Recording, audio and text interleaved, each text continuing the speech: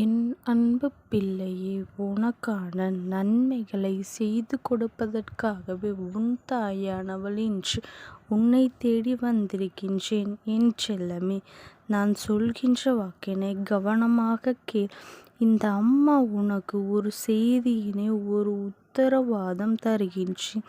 இன்னும் சற்று நேரத்தில் இந்த நேரம்தான் உன்னை கண்ணீர் சிந்த வைத்தவர்கள் உன்னுடைய காலடியில் மண்டியிடப் போகின்றார்கள். மண்டியிட உன் அம்மா நான் வைக்கப் போகின்றேன். என் குழந்தையினே, இதை உன் அம்மா உன் வாழ்க்கையில் நிச்சயமாக செய்வேன் என்று நீ நம்பினால் மட்டும் என் வாக்குகளை இனி நீ தொடர்ந்து கேட்க வேண்டும். இந்த அம்மா மீது நம்பிக்கை இல்லாமல் நிச்சயமாக ஒரு பொழுதும் என் வாக்கினை கேட்கக்கூடாது என்று நான் பல முறை உனக்கு சொல்லியிருக்கின்றேன் அல்லவா? என் பிள்ளையே, நீயும் நம்பிக்கையோடு இந்த அம்மாவை தேடி வந்து விட்டாய் அல்லவா? உன் கண்ணீரை சிந்த வைத்தவர்கள் அங்கே சந்தோஷமாக மனமகிழ்ச்சியோடு இருந்து கொண்டிருக்கின்றார்கள். இதை பார்க்கும் பொழுதெல்லாம் என் பிள்ளைக்கு தெய்வத்தின் மீது இருந்த நம்பிக்கையே போய்விட்டது. ஏனென்றால் கஷ்டங்களை கொடுப்பவர்கள் சந்தோஷமாக இருந்தும் வாழ்க்கையில் சகஜமாக ஒரு விஷயம் மாறிவிட்டதே என்று எண்ணி எண்ணி என் பிள்ளை நீ மனவேதனை அடைந்து கொண்டிருக்கின்றாய். உன் வேதனையை நான் நன்கு அறிந்து கொண்டேன். அது மட்டுமல்ல, தெய்வத்தின் மீது நீ கொண்டிருக்கின்ற அவநம்பிக்கையை நான் மீண்டும் உனக்கு நம்பிக்கை கொடுத்து மாற்றி காட்டப் போகின்றேன். என் செல்லமே, தெய்வம் எதற்காக அமைதி காத்து கொண்டிருக்கின்றது? உனக்கு நல்லதை செய்வதற்காக. உனக்கு துரோகங்களையும் உன் கண்களிலிருந்து கண்ணீரை வரவழைத்தவர்களையும் எதனால் இந்த அம்மா உடனடியாக தண்டனை கொடுக்கவில்லை என்பதற்கான காரணத்தை நீ தெரிந்து கொள்ள வேண்டும் அல்லவா? எல்லா நேரங்களிலும் இந்த அம்மா நான் உன்னுடைய கண்ணீரை காண விரும்புவது கிடையாது. அது ஆனந்த கண்ணீராக இருந்தால் மட்டும் அது எனக்கு விருப்பமான விஷயமாகும். அதே நேரத்தில் என் குழந்தை, நீ உனக்கு கஷ்டங்களையும் உன் வாழ்க்கையில் உனக்கு கண்ணீரை எப்பொழுதும் சிந்த வேண்டும் என்று திட்டம் போட்டு கொண்டிருப்பவர்கள் அங்கே ஒரு நாளும் ஓய்வில்லாமல் அந்த திட்டத்தை மட்டும்தான் தீட்டிக் கொண்டிருக்கின்றார்கள். என் பிள்ளையே, அவர்கள் போட்ட சதி திட்டமானது வெற்றியை பெற்றது. ஏனென்றால் நீ கண்ணீர் சிந்திவிட்டாய் என் தங்கமே. அதனால்தான் அது மட்டும்தான் அவர்களினுடைய நோக்கமாக இருந்து அதை செய்து விட்டதனால் அவர்கள் நினைத்தது வெற்றி பெற்றது. ஆனால் அதற்கு பிறகு அவர்கள் வாழ்க்கையில் என்ன நடந்தது என்பதை தெரிந்து கொள்ள வேண்டும் அல்லவா? என் பிள்ளையே, அடுத்தவர்களுக்கு கஷ்டத்தை கொடுத்தவர்கள், அடுத்தவர்கள் கண்களிலிருந்து வருகின்ற கண்ணீரை ரசித்த ஒருவர் நின்று கொண்டிருக்கின்றார் என்றால் அவர்கள் எப்பொழுதும் மன்னிக்க கூட முடியாதவர்களா ஆவார்கள். என் செல்லமே, தெய்வத்திடமிருந்து ஒரு நாளும் அவர்களுக்கு மன்னிப்பு கிடைக்காது. இப்படிப்பட்ட இவர்கள் மன்னிப்பு கிடைக்கவில்லை என்று தண்டனை கிடைக்கின்றது என்று நம்மால் எப்படி உணர முடியும் என்று என் பிள்ளை நீ யோசிக்கின்றாய் அல்லவா? என் செல்லமே, நிச்சயமாக உன்னால் உணர முடியும். எப்பொழுது தெரியுமா? இவர்களுக்கு தெய்வம் கொடுத்திருக்கின்றது என்னவென்று நீ புரிந்து கொள்ளக்கூடிய சூழ்நிலை உனக்கு எப்பொழுது கிடைக்கும் தெரியுமா? என் தங்கப்பிள்ளையே, தெய்வம் இவர்களுக்கு எந்த ஒரு மங்களகரமான நிகழ்வுகளையும் நடத்தி கொடுக்காது.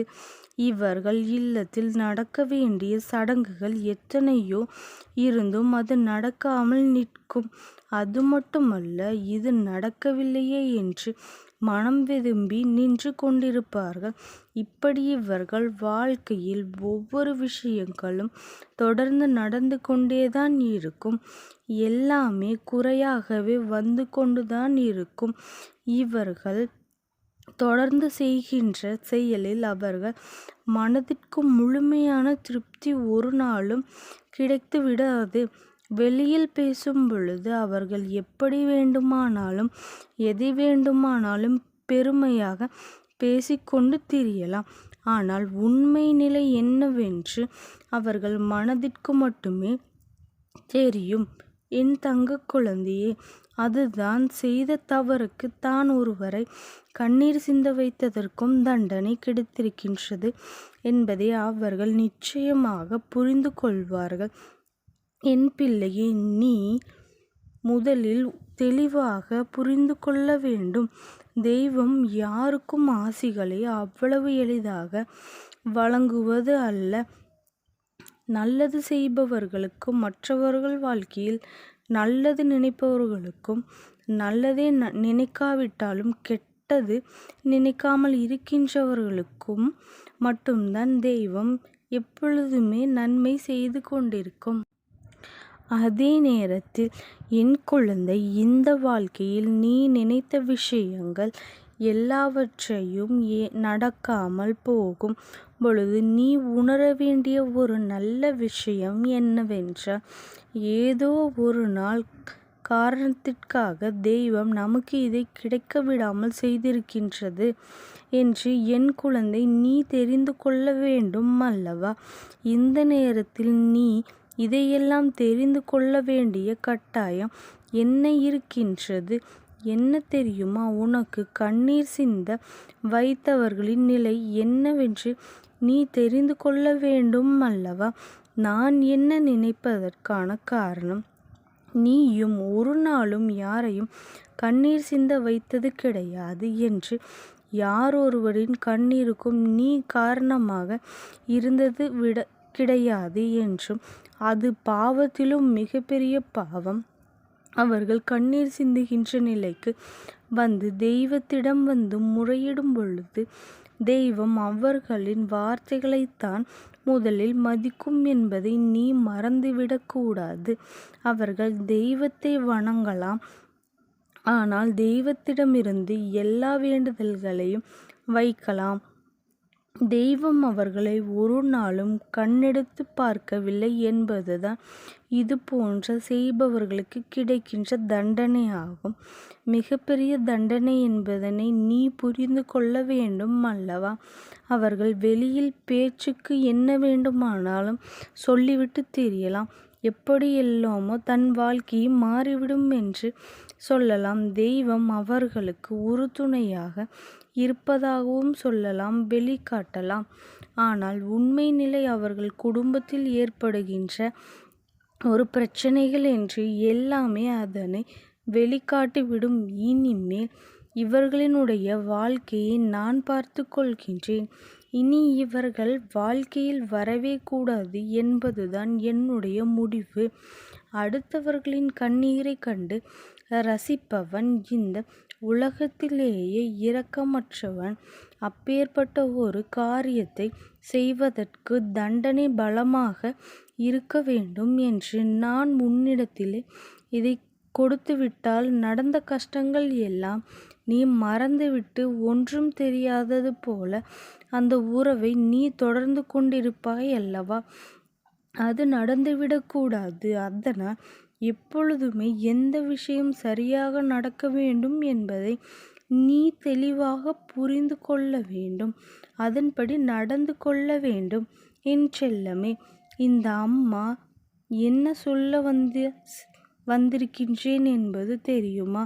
மிக முக்கியமான விஷயம் அது ஒன்றுதான். உன் கண்ணீரை சிந்த வைத்தவர்களை, உன் கண்ணீரை கண்டு ரசித்தவர்கள் எப்பொழுதும் நீ கண்ணீரை சிந்திக்கொண்டே இருக்க வேண்டும் என்று நினைப்பவர்கள் இவர்கள் முன்னிலையில் எல்லாம் நீ என் பிள்ளை வாழ்ந்து காட்டப் போகின்றாய். அதற்கு உன் அம்மா நான் இப்பொழுது துணையாக நிற்கப் போகின்றேன். நீ எதை நினைத்தும் கவலைப்படாதே, சந்தோஷமாக இரு. இந்த தாயானவளினுடைய அன்பும் ஆசீர்வாதம் உனக்கு என்றைக்கும் முழுமையாக கிடைத்து கொண்டே இருக்கும். ஓம் சக்தி போற்றி.